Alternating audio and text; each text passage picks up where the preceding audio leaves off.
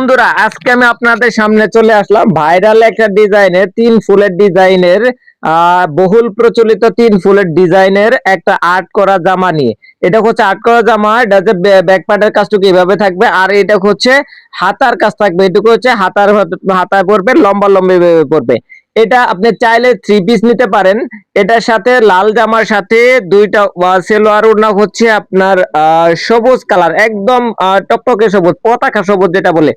এটা হচ্ছে সেলোয়ার, এটা হচ্ছে সেলোয়ারের এক পাশে কাজ থাকবে, সেটা টেলারিং করে 2 পাশে লাগাতে হবে।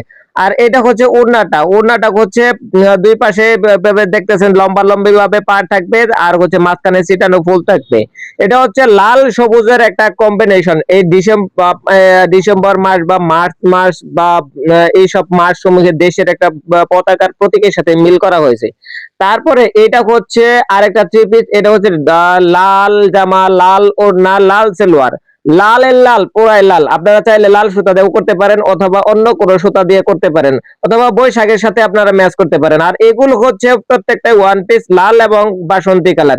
আমার এই চ্যানেলটা প্রথম দেখতেছেন, সকলে সাবস্ক্রাইব করে দিবেন, লাইক কমেন্ট শেয়ার করবেন, সাথে থাকবেন।